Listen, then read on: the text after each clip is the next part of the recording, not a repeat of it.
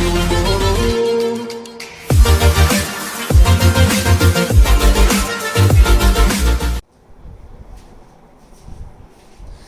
everyone, so it's time for lecture number 31 of electrostatics and yes, I hope you all are doing insanely good. So इस lecture के अंदर हमने क्या discuss करना है? When a dielectric is placed between the plates of capacitor, what is the effect on it?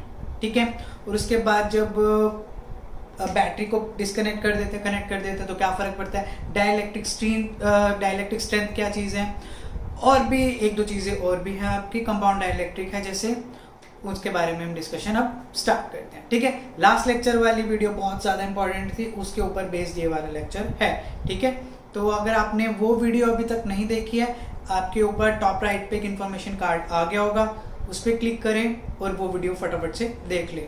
बहुत अच्छे concepts मैंने इसके अंदर क्लियर करे हैं, उसके ऊपर बेस्ड अप ये वाला लेक्चर है आपका. अगर आपको वो कंसेप्ट ऑलरेडी पता है तो बहुत बढ़िया, जैसे कि आपका पोलराइजेशन वाला रिड्यूस फील्ड का कंसेप्ट है, वही चीजें हैं. अब उससे रिलेटेड अब बात करते हैं. Let's start. लेक्चर का नेम क्या है, बेसिकली जो आपका टॉपिक मेन है वो क्या है, कैपेसिटेंस ऑफ अ पैरेलल में ऐसे लिख देता हूं, parallel plate capacitor with dielectric slab, with dielectric slab. Capacitance of a parallel plate capacitor with dielectric slab. ध्यान से समझना, बच्चे इसमें बहुत ज्यादा कंफ्यूज होते हैं. पहली बात तो इसे मैंने कर दिया स्टार मार्क. स्टार मार्क का मतलब आप लोग एक बहुत ज्यादा इंटेलिजेंट हो, I know you all are smart and intelligent. इसका मतलब ये है कि ये टॉपिक बहुत ज्यादा इंपॉर्टेंट है. थियोरी पॉइंट ऑफ व्यू से सीबीएसई के कोई भी एग्जाम हो, स्कूल का एग्जाम हो, जेई, नीट, बिट्स प्लानिंग वगैरह वगैरह कुछ भी, सब बिटसेट वगैरह वीआईटी किसी भी एग्जाम के लिए, सबके लिए बहुत ज्यादा इंपॉर्टेंट टॉपिक है. ऐसा कोई पेपर नहीं है जिसके अंदर इसमें से क्वेश्चन ना आए. ठीक है, तो स्टार्ट करते हैं. देखो किस तरीके से वर्क करेंगी चीजें. पहले तो हमें पता ही है हमें क्या बनानी है, पैरेलल प्लेट बनानी है. ठीक है, सही बन गया.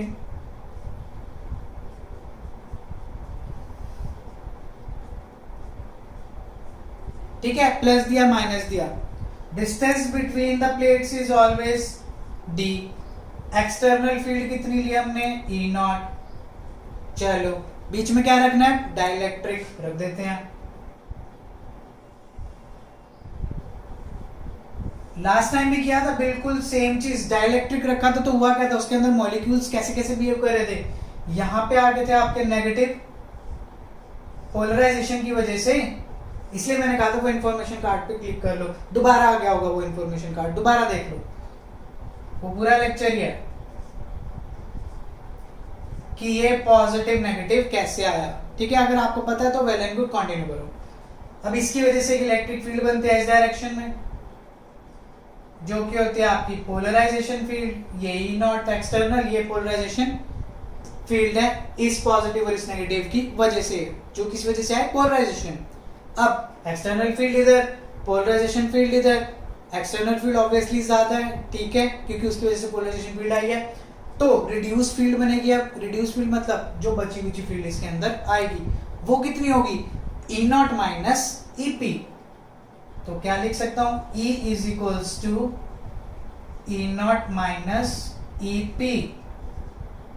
ठीक है, E is equals to E naught minus E P. ये आपकी रिड्यूस फील्ड है. ऑब्वियसली इसकी डायरेक्शन किधर होगी, राइट साइड. क्यों, डोमिनेट कौन सी फील्ड कर रही है, ई नॉट, तो रिजल्टेंट भी क्या होगा आपका, ई नॉट. जैसे मैं टग ऑफ वॉर के एग्जांपल से समझाता हूँ. एक टीम उधर खींच रही है, एक टीम इधर खींच रही है. टग ऑफ वॉर, जिसको टग ऑफ वॉर नहीं पता, हिंदी में रस्साकसी बोलते हैं, रस्सी खींचने वाली. एक टीम इधर एक टीम इधर.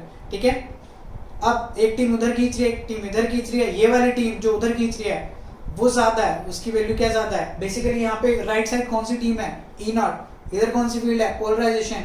ई नॉट की वैल्यू क्या है, ज्यादा है, तो नेट किधर जाने वाला है, इस साइड चला जाएगा. किस साइड, जिस साइड ई नॉट है. ठीक है, तो रिजल्टेंट फील्ड कहाँ होगी, टुवर्ड्स राइट. क्लियर ये चीज. अब हमें ये चीज भी पता है क्या, कि जो डाइलेक्ट्रिक की थिकनेस है वो क्या है, टी. नाउ हमारे को, मैंने आपको ये चीज पहले बताई थी, जब कैपेसिटेंस पैरेलल प्लेट कैपेसिटर किया था, उसका कैपेसिटेंस निकाला था, और capacitance of A parallel plate capacitor with conducting slab. तो मैंने ये चीजें बताई थी, स्टार्ट कहां से करना होता है हमारे को, C is equals to Q by V से। किससे? C is equals to Q by V. Basically हमें V की वैल्यू निकालनी होती है, Q का तो हम देख लेते हैं कि इजीली सिग्मा इनटू ए करके वो हो जाता है। मेन हमें पोटेंशियल निकालना होता है। अब बात करते हैं पहले, C naught is equals to Q naught. ये सारी की सारी कब आती है? नॉट का मतलब होता है फ्री स्पेस, जब बीच में कोई मीडियम नहीं है तो ये। बट क्या बीच में मीडियम नहीं है? बीच में तो मीडियम है और उसमें इलेक्ट्रिक फील्ड भी है। कंडक्टिंग स्लैब के केस में इलेक्ट्रिक फील्ड नहीं थी, बट डाइलेक्ट्रिक आ गया, डाइलेक्ट्रिक केस में तो फील्ड बन जाती है, ठीक है, क्योंकि पॉजिटिव नेगेटिव अलाइन हो रहे हैं। अब अगर मैं बात करता हूं, ये था absence of field, absence of field भी नहीं, एब्सेंस ऑफ मीडियम, कोई मीडियम नहीं है, ये तब है। लेकिन जब प्रेजेंस हो जाएगी तो क्या करना पड़ेगा? C is equals to Q by V हो जाएगा आपका। ये क्या होगा आपका? प्रेजेंस ऑफ मीडियम, ठीक है। कैपेसिटेंस ऑफ C नॉट तो रहेगा नहीं। अगर अब बात मेन जो कंसर्न है हमारा वो किससे है? चार्ज आपका क्यू नॉट होगा, चार्ज का अमाउंट नहीं चेंज होता, क्योंकि जितना ये है उतना ये है, कैपेसिटर के चार्जेस चेंज नहीं हो रहे हैं। जब भी ये होता है क्यू नॉट बाई वी, तो यहाँ बेसिकली क्यू नॉट क्या है? चार्ज ऑन कैपेसिटर प्लेट्स, वो तो चेंज नहीं हुआ ना, कैपेसिटेंस चेंज होगा क्योंकि पोटेंशियल चेंज हो रहा है। ये चीज क्लियर होनी चाहिए आपको। चलो आगे देखते हैं। V की वैल्यू निकालनी है। V आपका क्या है? पोटेंशियल। V की अगर मैं बात करूं, बेसिकली V का फॉर्मूला होता है E इंटू डी। हमारे पास ये फॉर्मूला है, ये मैंने यहाँ पे लिख दिया। बट इस केस में पोटेंशियल दो रीजन्स में अलग अलग है, क्योंकि दो रीजन्स अलग अलग इलेक्ट्रिक फील्ड वाले, अलग अलग इलेक्ट्रिक फील्ड है उनमें। कैसे? जो मैं बात करता हूँ इस डाइलेक्ट्रिक रीजन की, उसके अंदर फील्ड कितनी है आपकी? E कितनी है? रिड्यूस फील्ड है। लेकिन जो बाहर वाला रीजन बचा हुआ है, जो कि D माइनस T होगा, बचा हुआ रीजन T के अंदर, तो आपकी इलेक्ट्रिक फील्ड रिड्यूस्ड आ गई, ठीक है। लेकिन जो बचा हुआ रीजन है D माइनस T, मतलब डाइलेक्ट्रिक से बाहर वाला रीजन और प्लेट्स के बीच में, डाइलेक्ट्रिक और प्लेट के बीच का रीजन में फील्ड कितनी है? E not. तो दो डिफरेंट पोटेंशियल होंगे, क्योंकि दो डिफरेंट फील्ड है और दो डिफरेंट रीजन्स भी हैं। पोटेंशियल डिपेंड किस पे करता है? फील्ड पे और रीजन में, मतलब वो फील्ड किस रीजन के अंदर प्रेजेंट है। यहाँ पे दो डिफरेंट रीजन है और दो डिफरेंट फील्ड है। अब पोटेंशियल क्या बनेगा? एक तो बनेगा E not into D minus T. ऐसा क्यों हुआ? E नॉट कितने रीजन में है? डाइलेक्ट्रिक प्लेट से बाहर, डाइलेक्ट्रिक मीडियम से बाहर, कैपेसिटर प्लेट के अंदर। ये बीच वाला जो रीजन आपको दिख रहा है, बीच वाला जहां प्लस माइनस है, उस रीजन में E नॉट है। और उस रीजन की जो वो है लेंथ कितनी है? कितना है वो रीजन? D माइनस टी, ठीक है। तो उसमें ये आ गया प्लस। अब ये वाले रीजन में भी तो है ना आपकी फील्ड, कितनी है? E, रिड्यूस फील्ड है यहाँ पे। कितना है ये रीजन की? अगर मैं थिकनेस की बात करूं या लेंथ की बात करूं, कितने रीजन में है ये? T में। तो ये आ गया, ये मेन चीज समझने वाली थी। यहाँ पोटेंशियल दो इलेक्ट्रिक फील्ड की वजह से दो डिफरेंट रीजन्स में है, तो पोटेंशियल इस तरीके से निकलेगा टोटल। उन दोनों को क्या करना पड़ेगा? ऐड कर दिया। चलो, अब मैंने बोला था लास्ट लेक्चर के अंदर एक रिलेशन है, काप्पा इज इक्वल टू, पता है हमारे को, E not upon E। First chapter से पढ़ते हुए आ रहे हैं, तो यहाँ से E की वैल्यू कितनी आ जाएगी? E not upon kappa. Reduce field है यहाँ पे, ये भी क्या है? Reduce field. मैंने लास्ट लेक्चर में बोला था, ये एक्सप्रेशन याद रखना है, नेक्स्ट लेक्चर में काम आएगा, ठीक है। तो यहाँ पे वैल्यू पुट कर देते हैं। V is equals to E not D minus T plus E not by kappa into t. हो गया? कुछ कॉमन आ रहा है? E नॉट कॉमन आ रहा है? हो गया ये एक्सप्रेशन? क्या बहुत टफ है? क्या इजी सा है? मेन लॉजिक ये समझना था बस आपको, बाकी तो कुछ भी नहीं है, बिल्कुल हलवा है, हो जाएगा। अब E नॉट की अगर हम बात करें, दो प्लेट्स के लिए मीन्स एक पॉजिटिव चार्ज शीट एक नेगेटिव चार्ज शीट की तरह बिहेव करते हैं। उसके लिए क्या था? E naught is equals to, हमें पता है, sigma naught upon epsilon naught हो जाता है। पता है ना ये चीज, ठीक है। सिग्मा नॉट को हम क्या लिख सकते हैं? चार्ज अपॉन एरिया, ठीक है। याद रखना ये E नॉट है, E नॉट, और ये एप्सिलॉन नॉट है। दोनों में डिफरेंस होता है, एप्सिलॉन थोड़ा ऐसे कर्ल, ई को थोड़ा कर्ल कर दो, ऐसे कर्व कर दो उसे, ई बिल्कुल ऐसे स्ट्रेट, तो ये डिफरेंस होता है। अब इस ई नॉट की वैल्यू हमें यहाँ पुट कर देनी है, ठीक है, कर दें पुट, कर देते हैं। Q naught upon A epsilon naught है, याद रखना, ई नॉट नहीं epsilon naught, D minus T plus T by kappa. Clear, ये चीज आसान है, आगे करें, पुट कर दो ना यहाँ पे वैल्यू, खत्म कहानी। तो इस एक्सप्रेशन के अंदर पुट कर देते हैं, फर्स्ट के अंदर क्या आएगा आपका, C is equals to Q naught upon, पूरी वैल्यू पुट कर दो, क्यू नॉट आ गया D minus T plus T by kappa,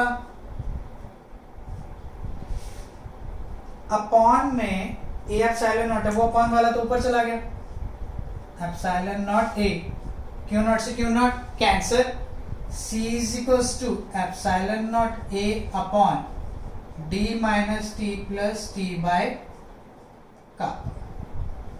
बहुत ज्यादा इंपॉर्टेंट एक्सप्रेशन है, मैं पहले बोल रहा हूँ और मैंने बहुत आराम से और एक एक चीज एक्सप्लेन करके ये समझा दिया, आपको बेस्ट मिलेगा ये जो मैंने आपको समझाया है, एक एक चीज एक्सप्लेनेशन के साथ, ठीक है। तो ये आपको क्या करना है, नोट। इसके साथ मैं एक चीज और बता देता हूँ, अगर आप एक चीज देखो इस केस के अंदर, क्या ये डाइलेक्ट्रिक मीडियम पूरी कैपेसिटर प्लेट को फिल कर रहा है, नहीं कर रहा। बाई चांस अगर ये फिल कर दे तो क्या होगा, और वो चीज बड़े सारे न्यूमेरिकल्स में यूज होने वाली है, ठीक है। तो अगर यहीं पे लिख देता हूं, चलो मैं, अगर आपकी ये capacitor plates, if capacitor plates are completely filled with dielectric, अगर कंप्लीटली फिल होगी डाइलेक्ट्रिक तो आप सीधा लिखना C is equals to kappa C naught, तो क्या आ जाएगा, C is equals to kappa C naught. बहुत सिंपल सा लॉजिक है, ये चीज आपको क्या करनी होगी, याद, ठीक है। यहां तक आप लोग बड़े आराम से ये चीज कर सकते हो, तो यहां तक एक बार नोट कर लो। उसके बाद अगर आप ये चीज आपको समझ भी नहीं आती ना, तो आप यहाँ पे ना वैल्यूज पुट करके देख लेना, क्योंकि उस केस में होगा क्या बेसिकली, चलो मैं करके दिखा देता हूँ ये आया कैसे। देखो ये एक्सप्रेशन के अंदर अगर मैंने कहा कैपेसिटर प्लेट को फिल कर रहा है पूरा का पूरा, इसका मतलब क्या है, जो ये टी है वो यहाँ पे आ जाएगा, पूरा का पूरा फिल कर दिया। इस केस में क्या होता है, डी किसके इक्वल हो जाता है, टी के इक्वल हो जाता है, समझ रहे हो ये बात। तो जहां पे भी आपका टी है वहां पे क्या कर दो, डी कर दो, क्या बचेगा एक्सप्रेशन के अंदर, epsilon naught A d minus d plus d by kappa, d से डी कैंसल, तो C इज इक्वल्स टू क्या आ गया, kappa epsilon naught A by d, और epsilon naught A by d क्या होता है आपका, C नॉट नहीं होता। आगे ना वही चीज, जब पूरी की पूरी थिकनेस वाले ने पूरे कैपेसिटर प्लेट को कवर कर दिया, पूरा इसको फिल कर दिया, तो T किसके इक्वल हो जाता है, D के। इस एक्सप्रेशन के अंदर पुट करो, ये आपका आंसर आ जाएगा, मैंने लॉजिक भी दे दिया उस चीज का, क्लियर। तो ये एक बार फटाफट से करो नोट। और चलो मैं इसके साथ डाइलेक्ट्रिक स्ट्रेंथ भी बता देता हूँ, जो कि वर्बली हो जाएगा। देखो डाइलेक्ट्रिक स्ट्रेंथ बेसिकली क्या है, कि आपने कोई डाइलेक्ट्रिक मीडियम को रखा किसी इलेक्ट्रिक फील्ड के अंदर, ठीक है। अब अलग अलग डाइलेक्ट्रिक मीडियम्स होते हैं, अगर आप किसी डाइलेक्ट्रिक मीडियम को रख देते हो जिसकी खुद की स्ट्रेंथ कम है, स्ट्रेंथ मतलब कह सकते हो आप उसको, अगर आप स्ट्रॉन्ग इलेक्ट्रिक फील्ड के अंदर रखोगे तो वो ब्रेक हो सकता है। क्या हो सकता है वो, ब्रेक। ऐसा क्यों, हर एक मटेरियल की खुद की एक स्ट्रेंथ होती है किसी भी स्ट्रेस को बियर करने की, सहन करने की। तो वो जो डाइलेक्ट्रिक मीडियम की स्ट्रेंथ है कि वो कितनी एक्सटर्नल फील्ड के अंदर अपने आप को रख सकता है without getting break down. Without getting break down means उसका ब्रेक डाउन नहीं होगा। ब्रेक डाउन का मतलब क्या है कि आपके जो उसके मीडियम की कह सकते हैं इक्विलिब्रियम है डाइलेक्ट्रिक मीडियम का, वो डिस्टर्ब ना हो। अगर आप बहुत ज़्यादा स्ट्रॉन्ग फील्ड के अंदर रखोगे तो वो डाइलेक्ट्रिक मीडियम ब्रेक हो सकता है, उस ब्रेक को बोलते हैं डाइलेक्ट्रिक ब्रेक डाउन मीन्स कुछ ना कुछ जो उसके प्रॉपर अलाइनमेंट है या कुछ भी उसके अंदर कुछ ना कुछ प्रॉब्लम्स आ सकती है। और वो ब्रेक डाउन का मतलब बेसिकली है जो आपके इलेक्ट्रॉन्स है ना आउटर मोस्ट शेल से एटम के बाहर आना शुरू हो जाएंगे, तो वो कंडक्टर की तरह बिहेव करने लग जाएगा। तो हम क्या पढ़ रहे हैं लेकिन डाइलेक्ट्रिक। तो याद रखना डाइलेक्ट्रिक स्ट्रेंथ बेसिकली क्या है, किसी भी मीडियम को, डाइलेक्ट्रिक मीडियम को एक्सटर्नल फील्ड के अंदर रखो और फील्ड लगाते जाओ बढ़ाते जाओ, और जब तक उसके अंदर फील्ड वो सहन कर रहा है, कब तक, जब तक उसके आउटर मोस्ट शेल से एटम्स के आउटर मोस्ट शेल से इलेक्ट्रॉन बाहर नहीं आ रहे हैं, तो वो होती है डाइलेक्ट्रिक स्ट्रेंथ। एक लिमिट तक फील्ड की ये काम होगा, लेकिन एक लिमिट से ज़्यादा फील्ड बढ़ाओगे तो उस डाइलेक्ट्रिक मीडियम के एटम से इलेक्ट्रॉन्स बाहर आने स्टार्ट हो जाएंगे, तो वो डाइलेक्ट्रिक नहीं रहेगा, क्या बन जाएगा, कंडक्टर बन जाएगा। उस स्टेट को बोलते हैं डाइलेक्ट्रिक ब्रेकडाउन।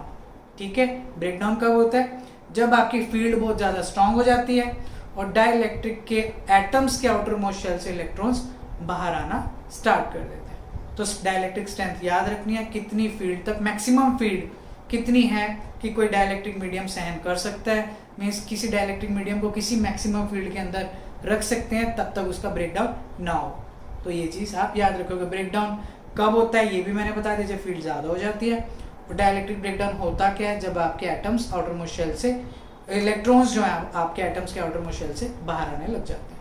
ठीक है, तो ये था आपका डाइलेक्ट्रिक स्ट्रेंथ और डाइलेक्ट्रिक ब्रेकडाउन। वर्बली हो गया, आप नोट्स बनाते रहो, मैंने बार बार रिपीट करी है वो चीज़ें।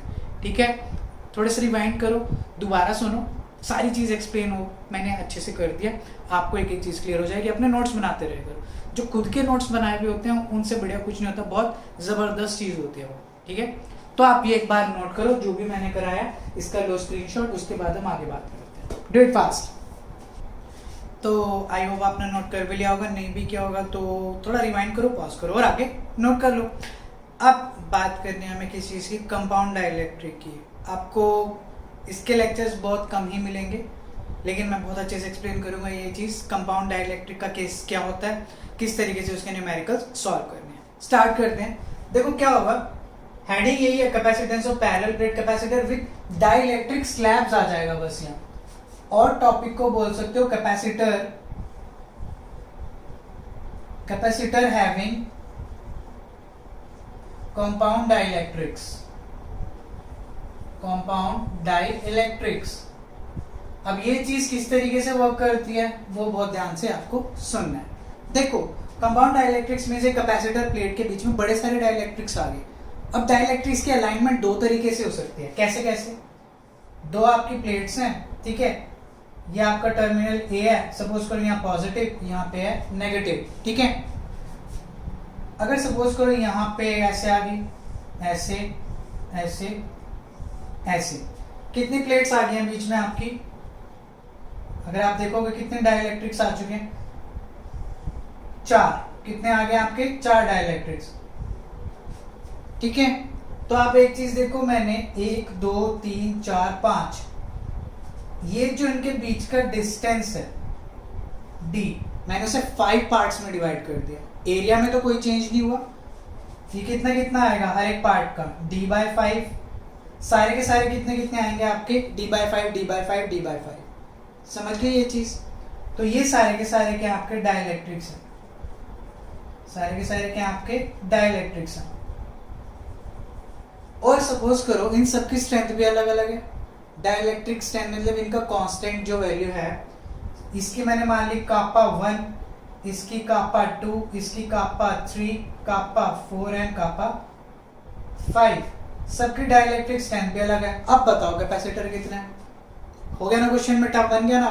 कैसे पता लगेगा, ध्यान से सुनना एक चीज, एक लॉजिक दे रहा हूँ आप लोगों को। जब भी आपको दिखे ना प्लेट्स के बीच का डिस्टेंस को डिवाइड कर रहे हैं हम, मतलब डिवीजन होगी ना उसकी, सेपरेशन होगी, तो याद रखना ये जो डाइलेक्ट्रिक्स हैं वो सीरीज में कनेक्टेड है।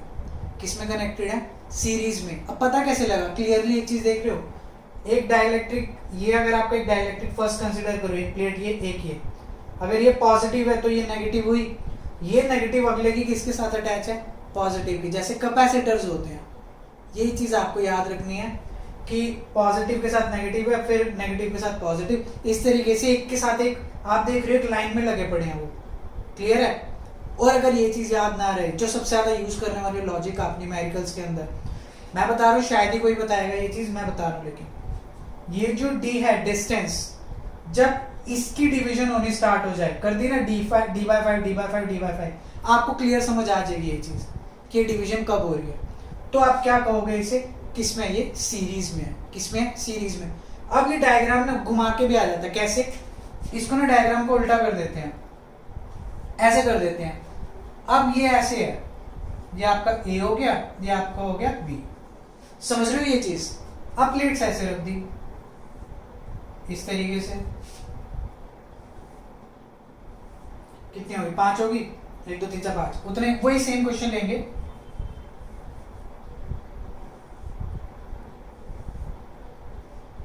ठीक है, इस तरीके से कुछ। अब एक चीज ध्यान से समझना, बच्चे इसमें कंफ्यूज हो जाते हैं, यार ये क्या करें, सर ने तो ऐसे बताया था, ये क्या हो गया।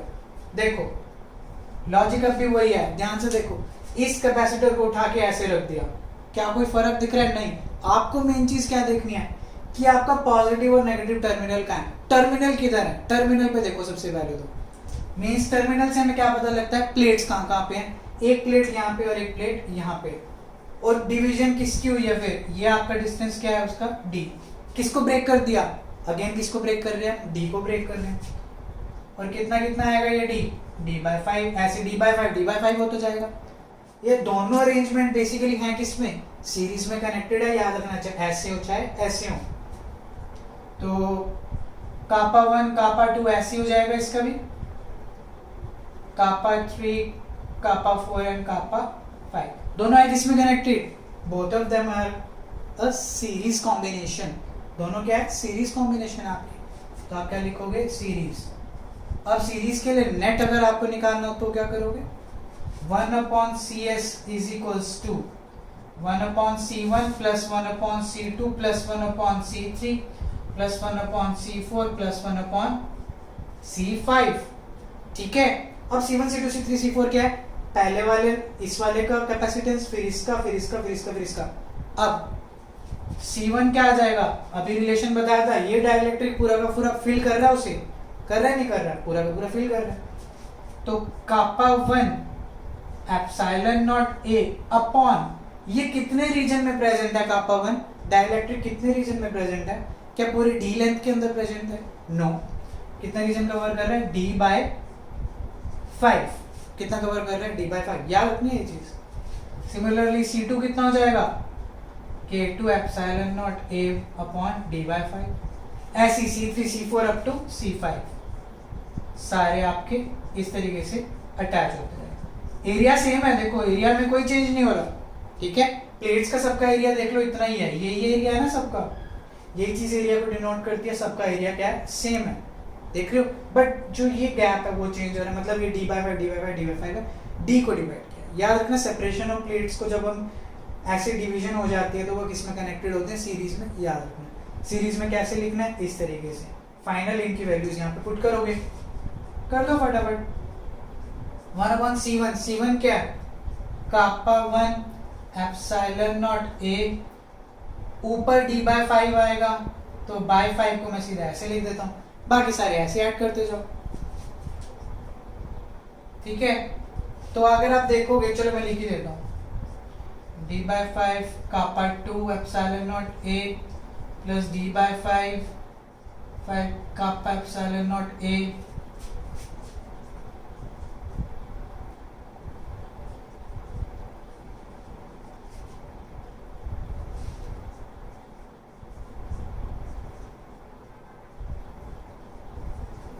डाल दी वैल्यूज।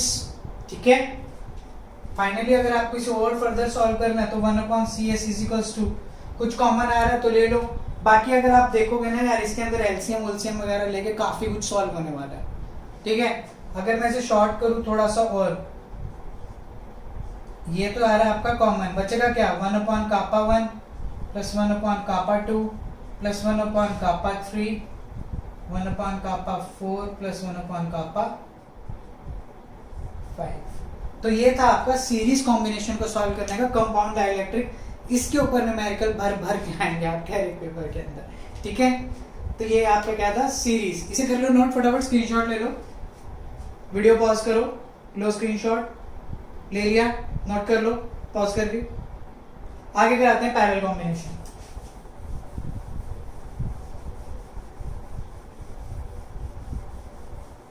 सीरीज था, याद रखना, पैरेलल करे फटाफट।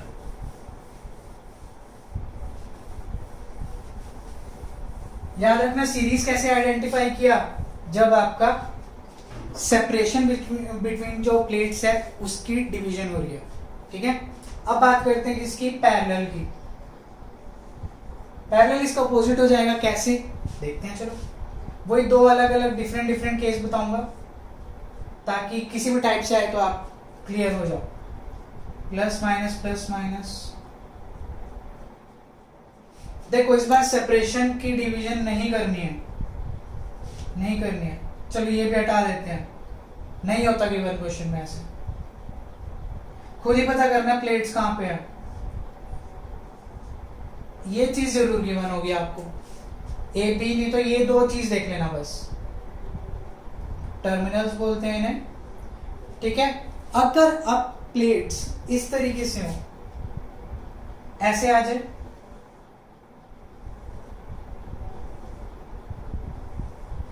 अगर प्लेट्स इस तरीके से आ जाए तो आप एक चीज देखोगे, डी तो सेम है लेकिन डिवीजन किसकी हो रही है, टोटल एरिया होता था, एरिया की डिवीजन स्टार्ट हो गया।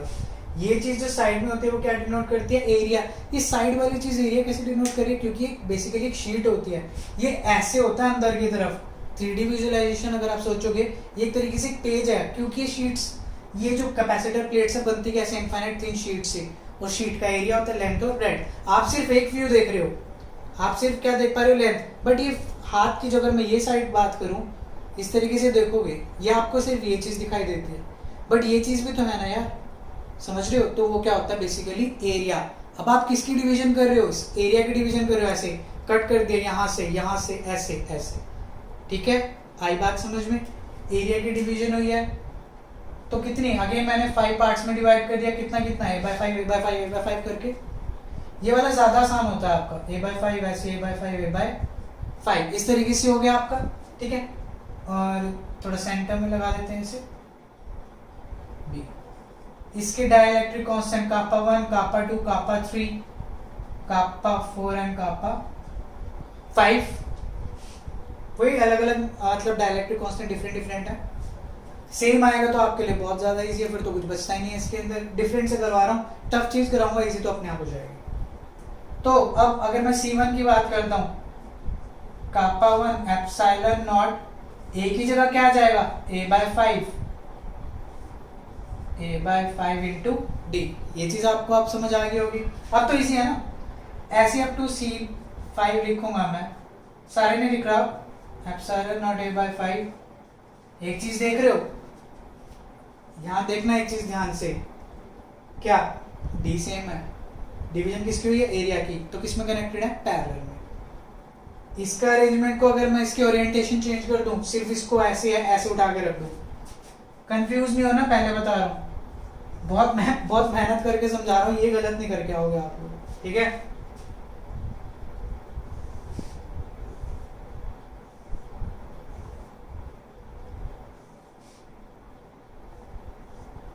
ऐसा कुछ नो, ये तो आपका क्या बन जाएगा, सीरीज बन जाएगा ना।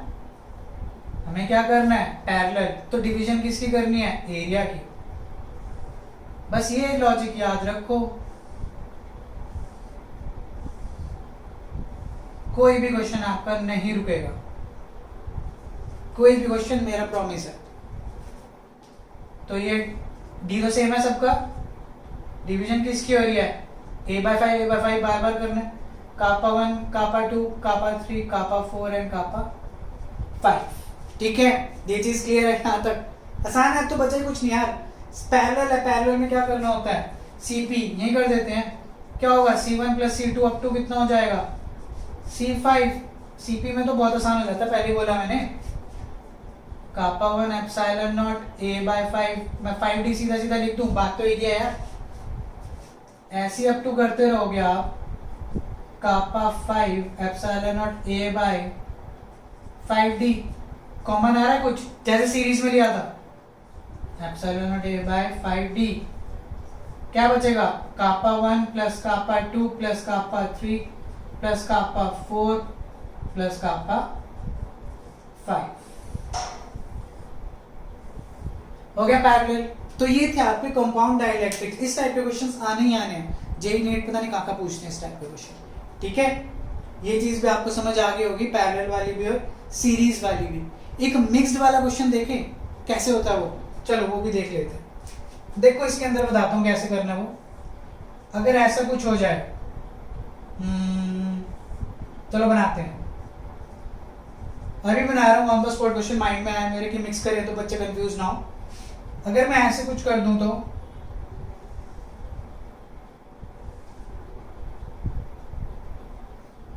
बिगाड़ दिया क्वेश्चन, देखना मजा आएगा। क्या किया मैंने, ये आपका कापा 1 हो गया, ये कापा 2, ये कापा 3, ये हो गया आपकी d/3, ये बचा आपका 2d/3, इधर a/2 और इधर भी a/2। अब आपको आंसर निकालना है इसका। निकाल दोगे आंसर? निकालो, बोलो हाँ निकालूंगा या निकालूंगी। ठीक है, कैसे? बहुत आसान है। First of all we have to identify word, कौन कौन से सीरीज है, कौन कौन से पैरेलल हैं। सीरीज पैरेलल कैसे पता लगेगा? ये दोनों किस में दिख रहे हैं आपको, किस में दिख रहे हैं क्लियरली? क्या डिवाइड हो रहा है आपका? सेपरेशन डिस्टेंस डिवाइड हो रहा है, दिख गया? तो ये दोनों किस में आपके? सीरीज में। फिर जब इन दोनों का सीरीज सॉल्व करोगे, वो जो रिजल्टेंट आएगा वो किसके साथ होगा? इसके साथ पैरेलल में होगा। करके देखें, चलो इन दोनों को सीरीज में लगाएं तो C1, पहले C2 निकाल लेते हैं। क्या होगा? Kappa 2 epsilon not A by D की जगह क्या आएगा? d/3। तो मैं ऐसे लिख दूं, क्लियर है ये चीज? C3, चलो इसको भी देख लेते हैं। Kappa 3 epsilon not A by 2d/3, 2d/3। ये दोनों कनेक्टेड किस में है? सीरीज में। हमें दिख गया क्लियर यहाँ से, इसलिए मैंने थोड़ा ऐसा क्वेश्चन दिया। तो 1/CS is equals to 1/C1 plus 1/C2। 1/C1, यहाँ पे 1/C2 प्लस 1/C3 ले लेते हैं, क्योंकि C1 अलग हो जाएगा, वो वाला हो जाएगा। C1 ले लेते हैं, यहाँ पे वैल्यू पुट करो, पूरी वैल्यू पुट कर देते हैं। 3 kappa 2 epsilon not A by D plus इसी तरीके से ये वाली वैल्यू भी डाल दो बाय 2D। ठीक है, ये क्या आ गया आपका? सीरीज का। और अगर इसे थोड़ा बहुत और अगर मैं सॉल्व भी करूं, चलो कर देते हैं। कुछ जो कॉमन आ रहा है पहले तो उसे बाहर करो। 1/3 एप्सिलॉन नॉट A और D भी कॉमन आ रहा है। जब एलसीएम लोगे K2 K3 और क्या आ जाएगा? K3 plus K2। जब इसे और फाइनली और सिंप्लीफाई करके लिखते हैं, क्या आएगा? CS is equals to kappa 2 kappa 3 इंटू 3 epsilon not A upon D kappa 2 plus kappa 3। Clear है यहां तक? ये आ गया आपका सीरीज का आंसर। बहुत अच्छा न्यूमेरिकल करा रहा हूं मैं आपको, न्यूमेरिकल ही है बेसिकली। ठीक है, जेई में भी आया हुआ ये क्वेश्चन, तो जेई भी लिख सकते हो आप इसके ऊपर। ये हो गया आपका CS। चलो मैं ये पार्ट रब कर दूं, स्क्रीनशॉट ले लो स्क्रीनशॉट। ले लिया? नोट कर लेना पॉज करके भी। ये साइड रब करते हैं, इस साइड की नीड है।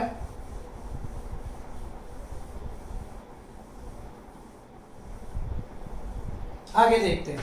अपना ये सीरीज आ गया। इस सीरीज को अगर मैं सिंप्लीफाई करके बनाऊं अब, तो क्या रह जाएगा? ये रह जाएगा अब आपका इस तरीके से, ये कापा 1, और इन सब को सॉल्व करने के बाद जो भी आपका कैपेसिटेंस आया, यहां आप ले सकते हो, इसे C1 की तरह ट्रीट करो, इसे CS की तरह ट्रीट कर सकते हो। A B। अब ये दोनों किस में है? क्लियरली दिखाई दे रहा होगा आप लोगों को किसकी डिवीजन हो रही है, एरिया की। तो ये दोनों किस में कनेक्टेड हुए हैं आपके, पैरेलल में। कर दो उठा के है Cp is equals to C1 plus CS, आसान है बहुत। Cp इज इक्वल्स टू, अब C1 की वैल्यू क्या होगी अपने आप ही बना दो यार, एप्सिलॉन नॉट A/2, A/2 है याद रखना। और क्या आएगा, इसके डाइलेक्ट्रिक कांस्टेंट कितना था, K1। याद रखोगे K1 डायरेक्ट क्यों ले रहा हूं, क्योंकि पूरे डाइलेक्ट्रिक एरिया को फील्ड, मतलब वो डायरेक्टली पूरे कैपेसिटर की प्लेट को इस तरीके से फील्ड कर रहा है। ये चीज मैं पहले भी एक्सप्लेन अच्छे से कर चुका हूं, ठीक है। वैल्यू पुट कर दो, K1 epsilon not A/2D plus ये पूरी की पूरी वैल्यू आपको पुट करनी होगी, K2 K3 3 epsilon not A/D K1 plus K2। ये आ गया। एक चीज और देखनी है, ये A/2 भी आएगा यहाँ पे। ऐसा क्यों, क्योंकि आप पैरेलल में जब लगा रहे हो तो ये वाला हाफ एरिया को कवर कर रहा है, पूरे एरिया को कवर नहीं कर रहा। ये आ गया आपका फाइनल आंसर। तो ये था आपका कैपेसिटर हैविंग कंपाउंड डाइलेक्ट्रिक्स। मैंने पैरेलल बता दिया, सीरीज बता दिया, उनका कॉम्बिनेशन का भी एक जबरदस्त न्यूमेरिकल आपको करवा दिया, जो सबसे ज्यादा कंफ्यूज करता है बच्चों को, ठीक है। तो ये था आपका कंपाउंड डाइलेक्ट्रिक्स वगैरह, डाइलेक्ट्रिक जो कैपेसिटर विद डाइलेक्ट्रिक स्लैब भी हो गया आपका। अब एक छोटी सी चीज़ और रह गई है कि आपके जो कैपेसिटर की बैटरी कनेक्ट होती है, डिस्कनेक्ट होती है, उस चीज़ से क्या फ़र्क आपका पड़ता है, तो वो मैं कवर करूँगा नेक्स्ट लेक्चर के अंदर, राइट। सो आप लोगों को ये समझ आ गया होगा। इस वीडियो को ज़्यादा से ज़्यादा शेयर करें, क्योंकि बहुत अच्छे वे में मैंने ये सारी चीज़ एक्सप्लेन करी है। बुक्स में इसकी एक्सप्लेनेशन उतनी क्लैरिटी से नहीं है। सारी वीडियोस के लिए मैं बोलता भी नहीं कि शेयर करो, बट इसके लिए बोल रहा हूँ बिकॉज आई नो स्टूडेंट्स को इन टॉपिक्स में बहुत ज़्यादा प्रॉब्लम होती है और ये इंपॉर्टेंट है बहुत ज़्यादा, राइट। तो आई होप आप लोग लॉकडाउन को फॉलो कर रहे होगे, पढ़ाई भी कर रहे होगे और लेक्चर्स को फॉलो करते रहो। पिछले जितने भी लेक्चर्स हैं सबका लिंक आपको डिस्क्रिप्शन में प्रोवाइड मैं कर दूंगा, राइट। तो मिलते हैं आप लोगों के साथ नेक्स्ट लेक्चर में एज सून एज पॉसिबल, जल्दी से जल्दी अपलोड करूंगा। Till then follow the lockdown and thanks for watching. I really appreciate your time. All the best and bye bye.